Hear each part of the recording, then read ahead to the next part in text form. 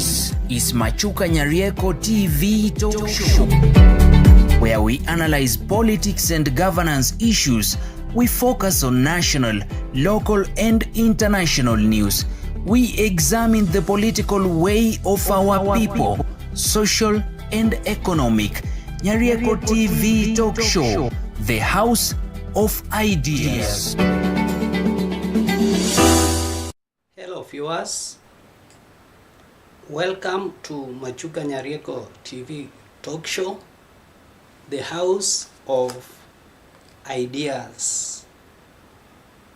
And today I will want us to focus on the many activities that have taken place in Milimani, Nairobi, that is State House of Kenya, whereby President William Ruto was busy reconstituting his new government,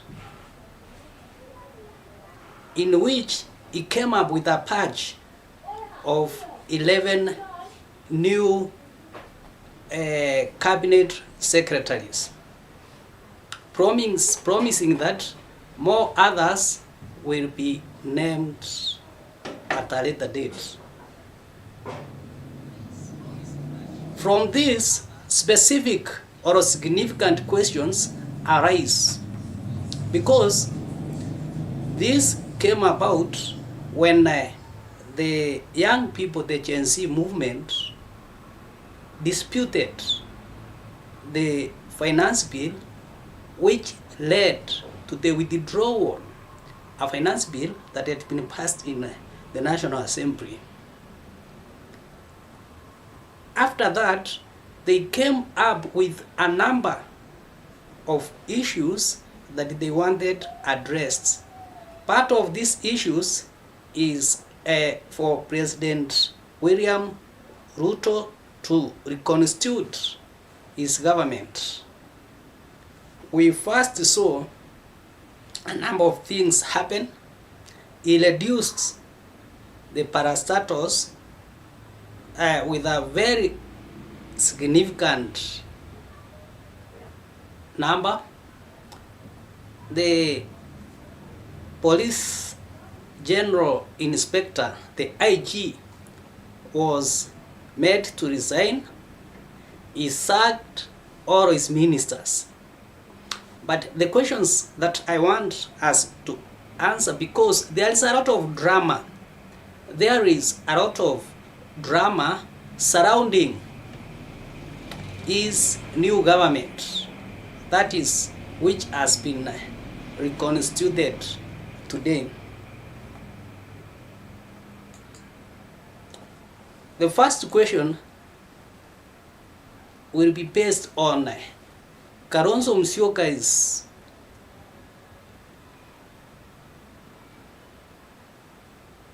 argument that him and the Azimio Brigade will not join the government because it will be a cosmetic government. It will be to sanitize the Ruto's failed regime. Do you agree with the new government that has been constituted, that it is meant to sanitize William Ruto's regime according to Kalonzo Musyoka and his Azimio Brigade? And on the other side, part of the Azimio read by the Honorable Prime Minister Raila Odinga are in for dialogue. And as it happens now, there is that feeling that he has been given actually to half of the cabinet to assist in reconstituting half of the cabinet.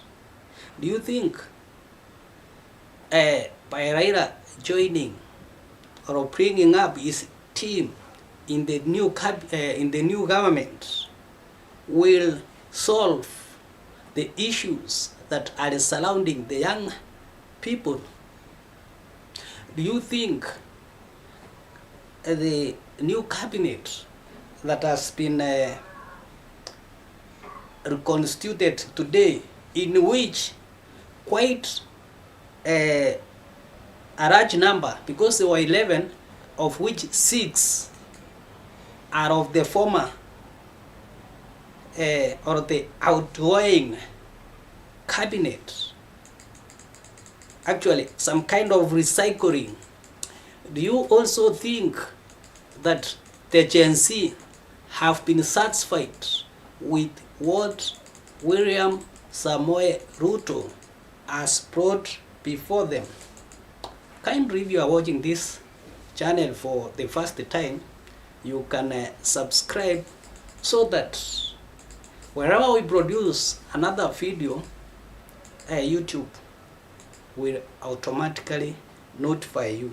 And since today we are online, we have been forced, because of the drama that is surrounding the appointment, we are live, so that if you have a question, you can post it in our comment section and we will be able to answer you that question immediately. And kindly, for those who have already joined us online, share the link so that we can have as many audience as possible. Now let's go back to the drama that is surrounding William Ruto's new cabinet. First, do you think the Gen Zs have been satisfied with the new formation?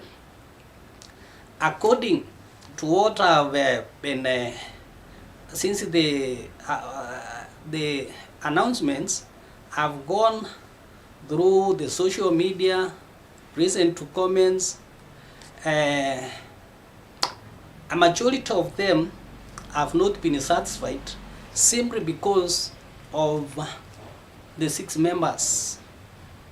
Simply because of the 6 members who were in the just dissolved, sacked cabinet, made it back to this new government. Therefore, it means that they are not satisfied.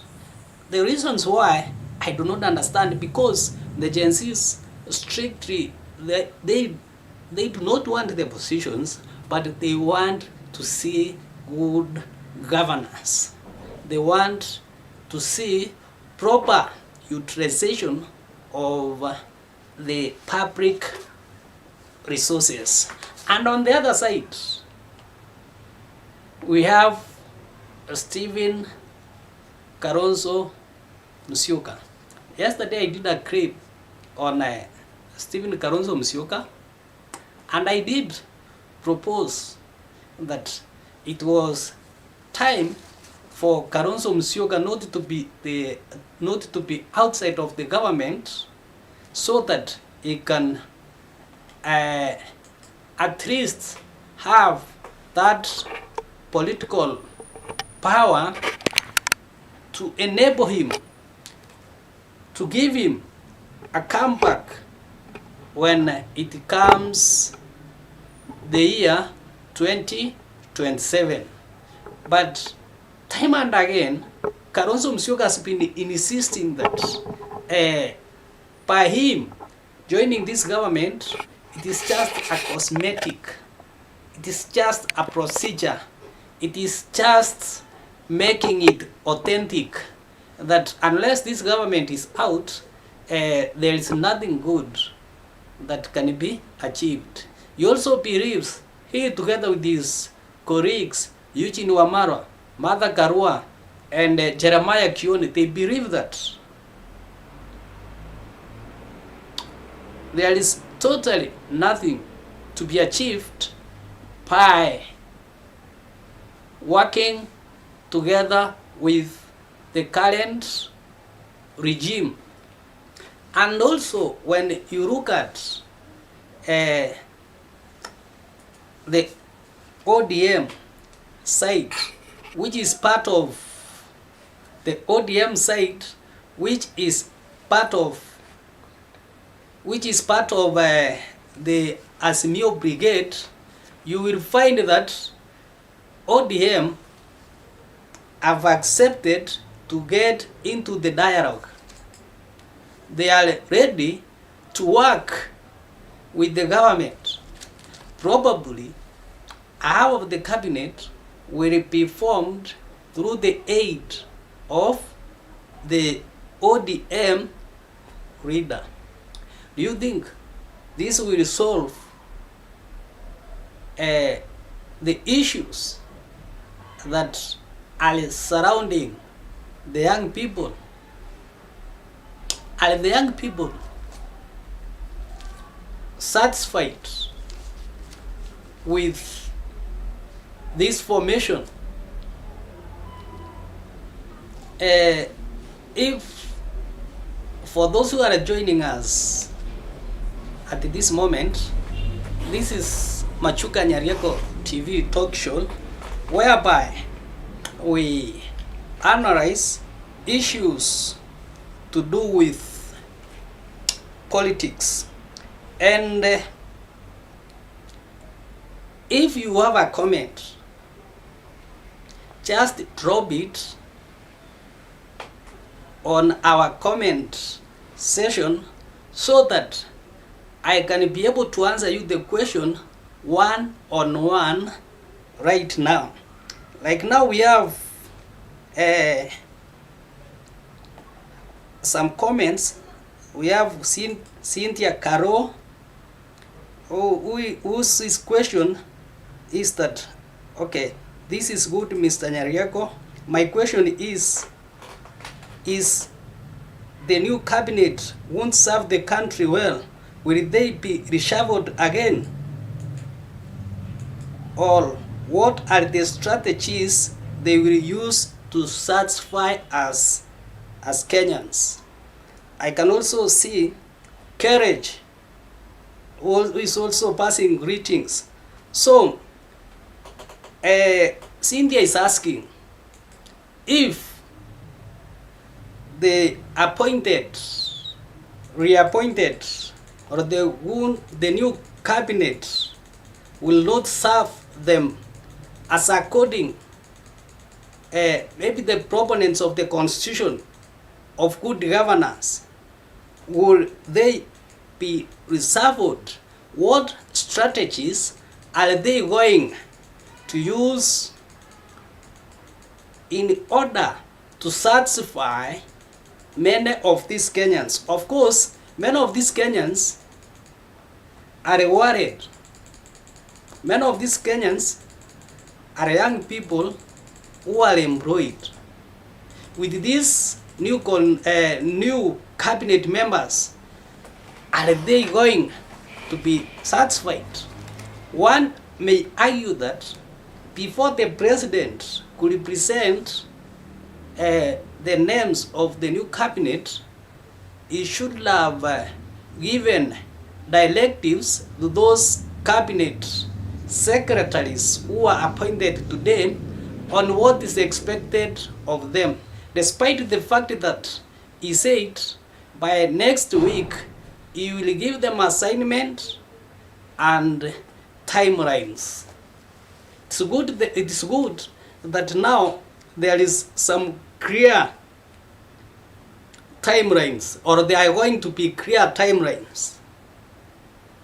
But are those opportunities or are those assignments going to come with opportunities? Because what I think Cynthia is talking about is opportunities. These people are on the streets, and that's why you cannot see any tribe. These people are Kenyans who have no employment. If we can group them as an ethnic group, then we can call them an ethnic group of unemployed. So that unemployment has bind them together very strongly. That bond is very strong, because a young person is in Mombasa, a young person is in Kwale, who is in Kondere, who is in Western Kenya, Nakuru, and is unemployed, resonate so well. This is a team that is resonating so well because they are facing similar problems. Now, is this new government going to pass the test by coming up with employment? Because a serious government, for example, that person, that CS who was put under the Ministry of Agriculture, is sufficient enough with the resources and the taxes that Kenyans are paying to create employment all over the Republic of Kenya. Because agriculture is the backbone of our country. But I don't have statistics, but it's my opinion that if there is agriculture taking place in Kenya, it is about 5%, meaning that if the Minister for Agriculture will go for the 95%, everyone, whether educated with the several certificates and uneducated or unskilled, will have an opportunity to work somewhere. So, Cynthia, all of us are looking forward to see what timelines and what comes together with these timelines. Is it just a talk? Talking after talking? Because if it is just talking, even reshuffling will be very difficult. And even if our members of parliament feel that the cabinet, because I have seen most people complaining of the return of some of the members of parliament of the cabinet to the cabinet, if they feel that they are not satisfied, they can do that thing in parliament. They can refuse some of these members in parliament, and they will regain their legitimacy, because parliament today is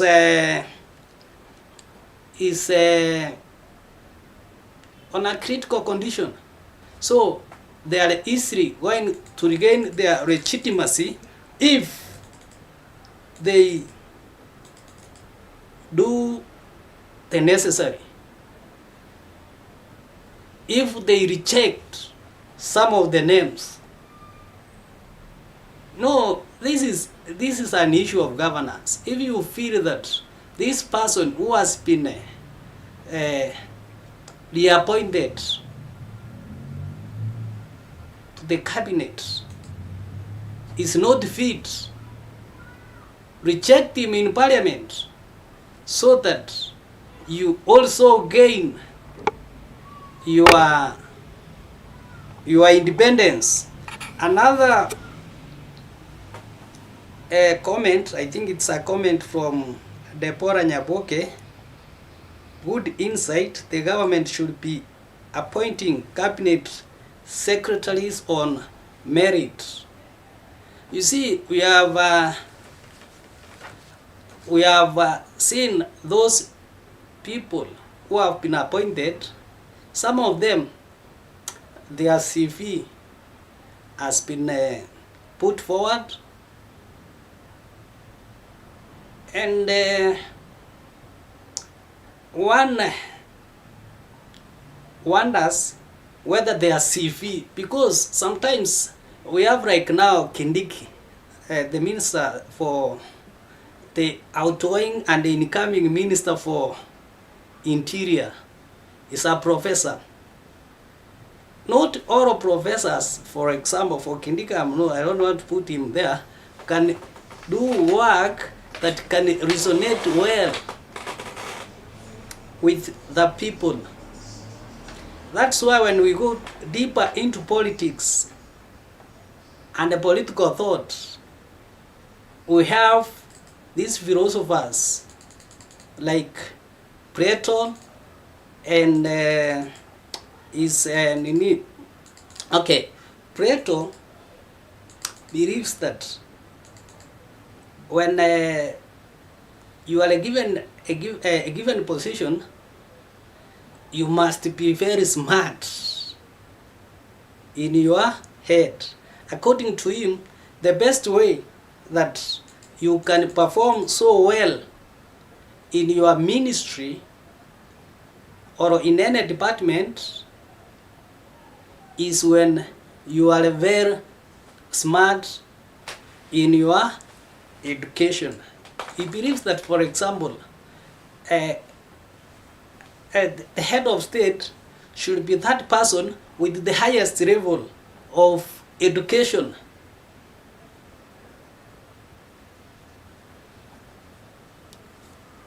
On the other side, Aristotle says it's not just education.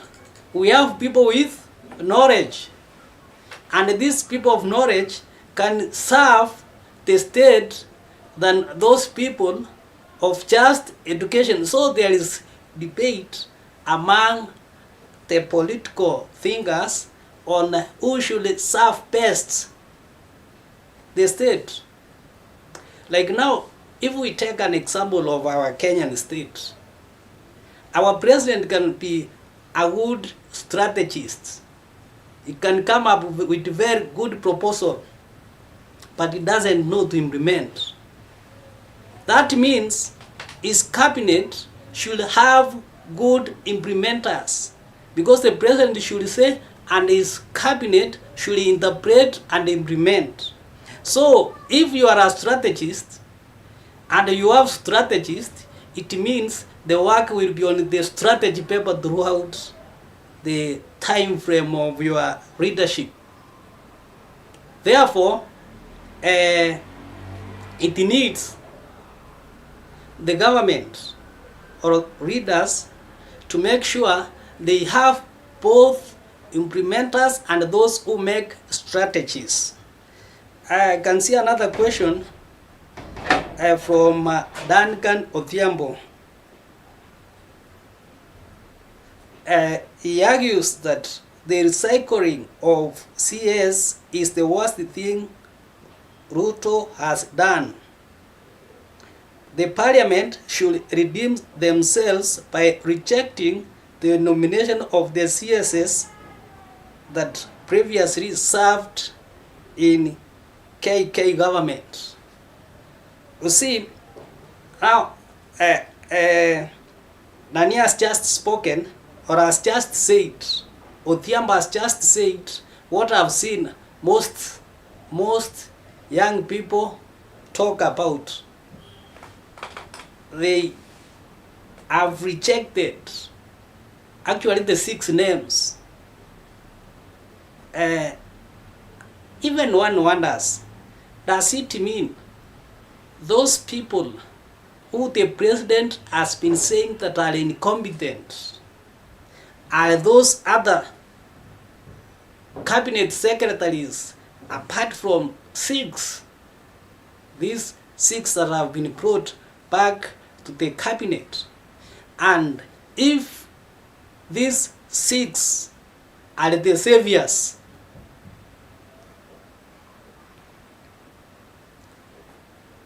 what tangible work have they done that has created employment opportunities? You know, the war between the young people of Kenya and the government is just one, as I said earlier, it is employment. These other things comes later. It is employment. This employment brings in corruption, because they feel that because of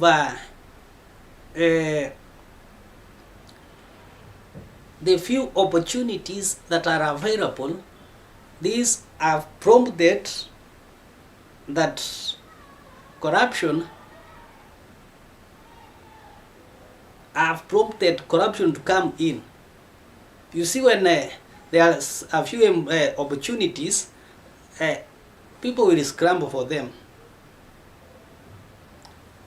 Are these individuals going to continue to just, once they get in the offices, strip on the strategies of in the offices? People voted for strategies or policies, and yet those who have an opportunity also take the policies under their mattress and sleep on them as their pillowcase instead of implementing them. Are these new teams going to implement what is required? Okay, I can see Cynthia Carroll saying that was a good response. Thank you. And still, if you have questions concerning the three issues that we are now talking about, you can raise them. Our focus today is on this cabinet that has been appointed today, whereby Kalonzo Musyoka described it, even before it was appointed, as a cosmetic. Kalonzo Musyoka describes it as a cosmetic, and Raila Odinga has accepted to bring his brigade and probably take half of the cabinet, and William Ruto has decided to recycle, as Odhiambo puts it, 6 members of the disbanded cabinet, and the Gen Zs are worried whether the new cabinet will meet their requirements. So if you have a question, just post it on our comment section, and we shall be able to look at it as a group. Another question that one may ask is, Azimio coalition still in existence? Is Azimio coalition still in existence? And someone may also ask, is Jubilee in the Azimio coalition? Because they keep on saying we have left the likes of Kanini Kega and Sabina Chege, and then another brigade says we are strongly in Azimio, led by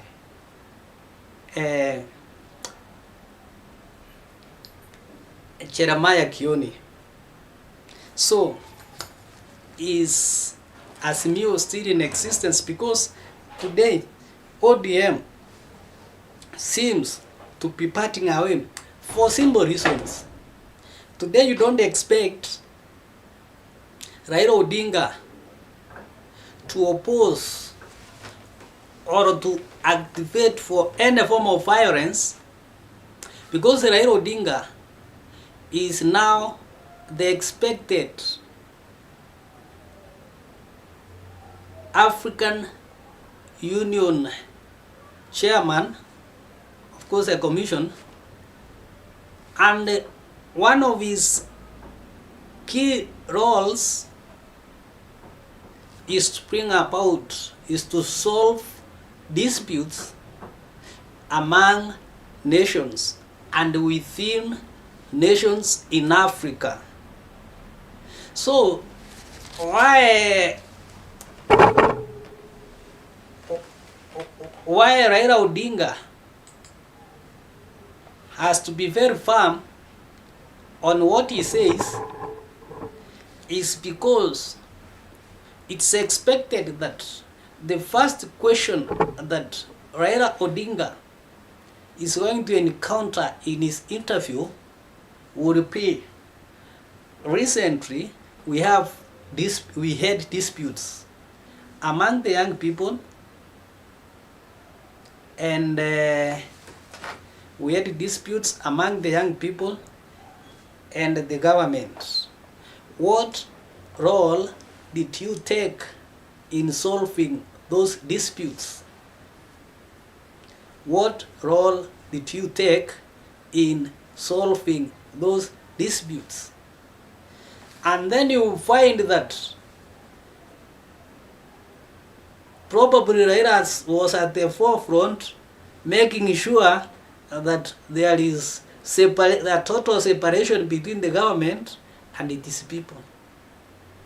So Raila Odinga will be very comfortable saying that when I saw there was, or the country was about to collapse, I advised the government to form a government of, I advised the president to form a government of national unity. I offered members of my political party. We were in a coalition, but the rest of the coalition members refused to join the party, and therefore refused to join the party, and therefore my refused to join the government, and therefore my members agreed to join the cabinet, and through this probably the government was stable. If given this opportunity, I will do the same all over Africa, and Africa will be very peaceful. So for Raila, is building his CV. So he should not be blamed, because now he's a peacemaker all over Africa. He should not be at the forefront disputing others. Cynthia also says that, as we know very well, that Kenyans' voices should be heard. And another question, my question is, when Ruto is coming up with the cabinet, did he consider the needs of Gen Zs and confirmed that the ones he has chosen will do as the Gen Zs requested? Okay, of course we have in many instances seen what the Gen Zs need. The Gen Zs have declared that they need good governance. Now Cynthia is asking whether Ruto considered the needs of Gen Zs. And I repeat again, the needs of Gen Zs who are tribalists but have a common bond of unemployment, needs opportunities so that they can put something in their pocket. Did he consider that in mind? Did he consider that it's not just good governance, it is opportunities? You know, it is governance but opportunities. The key word that the Gen Zs are missing out is opportunities, not governance. Of course, governance goes with, good governance goes with opportunities. So, did the president ask, or we are waiting for the members of parliament to ask, whether these individuals will create opportunities all over the republic so that Kenya can reach a stage whereby people will migrate to Kenya and not Kenyans migrating to elsewhere. Are these 11 individuals ready to perform those duties, or they are individuals who will discard ideas from the members of the public on how to improve the economy, and so long as they get their party aim, they continue misusing the Kenyan resources. Continue posting questions. Today I've taken this opportunity to allow our beloved viewers to ask questions directly, and today we focus on Raila Odinga, his entry into the government. One may argue that Raila Odinga has been given an opportunity to form half of the government. Also, we are also looking at the argument by Kalonzo Musyoka that by joining Ruto's government is just to authenticate them or to sanitize it, to make the government look legitimate, but a government that has failed. Kalonzo Musyoka is not alone. He is with individuals like Martha Karua, Kanini Kega, Eugene Wamarwa, among others, who feel that this government should not be given any support, and that they should support the Gen Zs to even kick them out of power, because they have said time and again that the Gen Zs have spoken loudly. There's also another issue here from Cynthia pertaining Raila Odinga issue, is that he gave the advice before Mr. President came up with the team, or he gave some clues about them that Ruto gave in and just the team. Okay, about Raila Odinga, one may argue, since Raila Odinga, and all of us we know that he's on a campaign trail to ensure that come next year he has been elected as the chairman of the African Commission.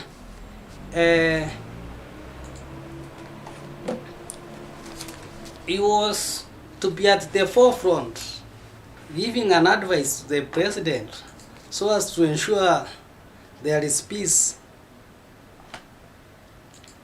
just because of the simple reason that I've told you. How will you go to control Africa while your own country has disintegrated? So Raila is more serious about a peaceful country than any other person. He has to prove to the African leaders who are going to vote for him that Kenya is very peaceful, and this peace was brought by none other than Raila Odinga. So Raila has a lot of work to do. He has to convince the Gen Zs to cool down, maybe from those roads that he has been given. Let him make sure that he puts at least even one Gen Z in that position, so that they can feel to be heard. But the Gen Zs are not so much, according to them, they are not so much interested with those big positions. They are interested on how these positions are going to improve on how these positions are going to improve their lives. That's why it will be very critical for the remaining cabinet to be picked so carefully. Put people who can listen. Put people who can implement government policies. Kenya will not be the first one to have a government of national unity. We had it 2005. Was it 2005? After the disputed general elections. 2005 is when the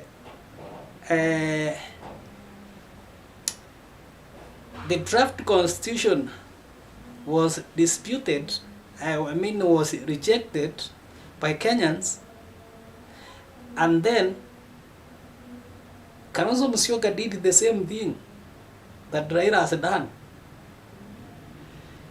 Him and Simeon Nyachai joined the government.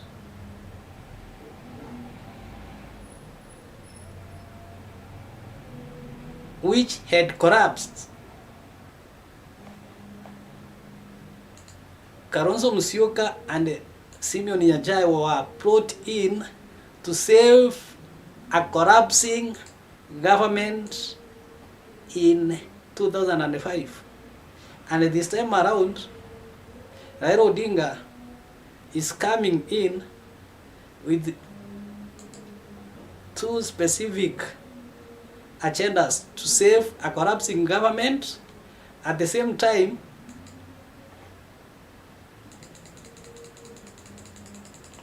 to do a campaign so that other African presidents or heads of states will see that if Raila was able to put peace in Kenya, then we can give him this opportunity. He can as well serve the entire republic. And one may also ask, since Kalonzo Musyoka had their own dialogue a few months ago, they put forward their proposals. Wasn't this the best time that the Azimio Brigade was to ensure that the proposals and the recommendations that were made by their team have fully been incorporated to the government? Could they be waiting for any other time? Was this not the right moment? Because already what they had failed to do, the Gen Zs have already pushed one of it, the IEPC recommendations have been assented into law. So was it not the best time for them? Someone can later comment and tell me, was this not the right time for the Azimio Brigade, who had a dialogue, to make sure all that they had put down has been implemented? Or it's another tactic where you decide to stay outside so that they implement what you had proposed? Because sometimes in Africa, if you eat with them, they will cut same amount or more, a bigger size of a piece of meat, so that you forget about your recommendations, was that their thinking? What do you think, my viewers, what do you think is the best thing for Kalonzo Musyoka, Martha Karua, Jeremiah Gioni, who came up with recommendations on what ought to be done by the Ruto government, and those proposals have been sleeping, I don't know where. Only one of, I think, the 8 proposals has been assented by the president, and it was assented because the young people wanted it given presidential assent. What do you think about it?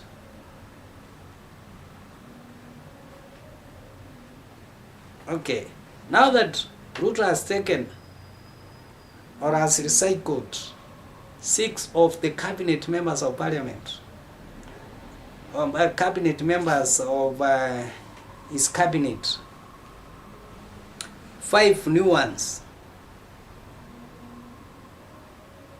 What do you think about these 5 ones and the 6 recycled ones? We call them recycled because that is the term that is trending on social media now. Those are the 6 names that have further generated heat among the social media brigade. And we have some more questions there. It is my opinion that as President William Ruto constitutes his government, he fully considers the desires of these young people, which is having opportunities devoid of their religious background, ethnic background, religion, tribe, and many others. Opportunities that will be free of corruption. Whether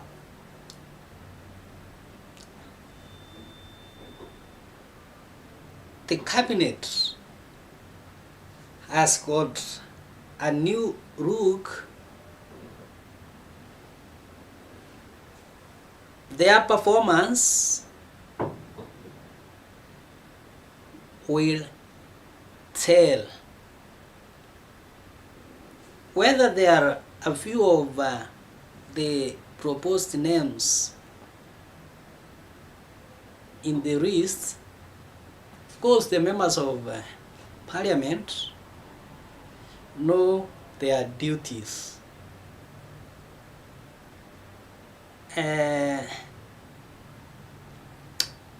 This will mark the end of our discussions today.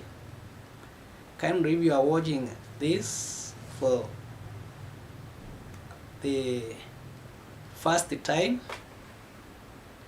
okay, it seems there is a question that I need to respond to one of our viewers. I'll do that before we close.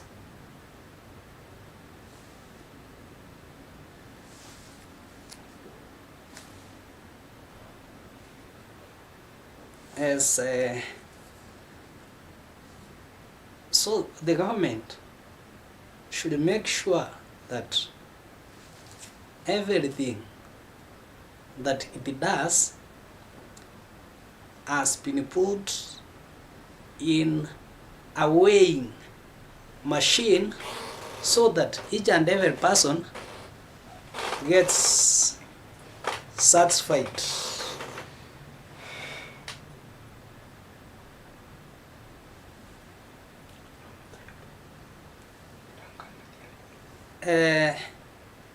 There is a comment here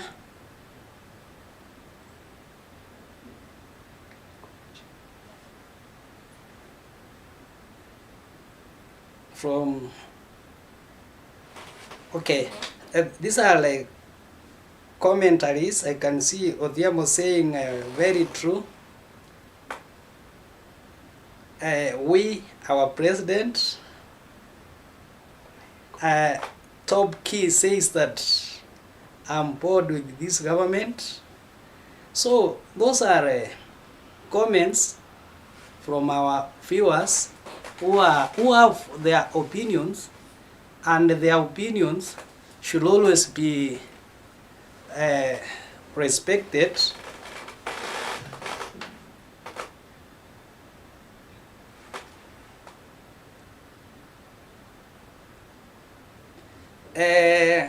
Odhiambo says that ODM is evident, Ruto's opaques in understanding or simply refusing to act on Gen Z's demands is a sign of stagnation of Kenya's socio-economic development. What is your opinion? What is my opinion on the opaqueness of the Ruto's new cabinet? Okay, if you look of what is happening today in Kenya, for example, today Kenyatta University graduated a good number of students. Very many graduated. Mount Kenya, I think it did so, or will do so. Other universities are doing the same. Even, for example, Mount Kenya and Kenyatta University do it twice a year. So around December, we expect other graduations. These young people are now increasing day in and day out. And the problem with education is that you need good governance. That's why you see today the issues of ethnicity are fading away.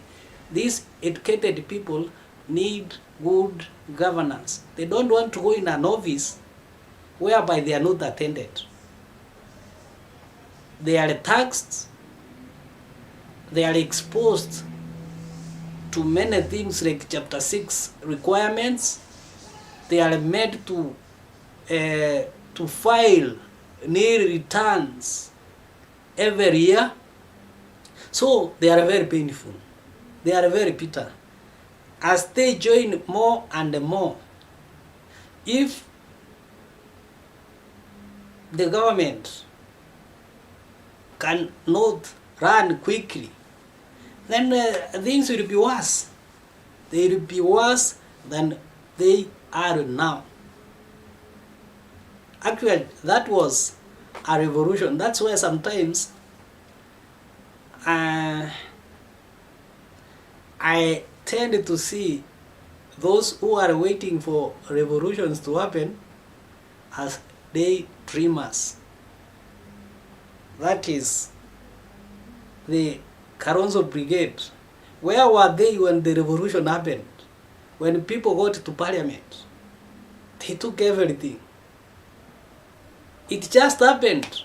What is happening now is a government reconstitution, taking into consideration the demands of the Gen Zs. Sometimes we cannot, we can blame William Ruto and not blame him. Sometimes he feels that those people who he has put there because he's under pressure, he feels strongly that those people who he has put in those positions will meet the requirements of the Gen Zs, and the requirements we have said is opportunities. That is his belief, and we say each and every person believes as a belief system. According to him, right now you can't tell him that the people that have been put in those specific offices will not deliver to what the young people or the Gen Zs need. Is there any other question? Okay, thank you. Have a blessed weekend, and kindly those watching for the first time, you continue subscribing so that you don't miss good ideas from this house of ideas. Thank you. Have a blessed weekend. This is Machuka Nyarieko TV Talk Show, where we analyze politics and governance issues. We focus on national, local, and international news. We examine the political way of our people, social and economic. Nyarieko TV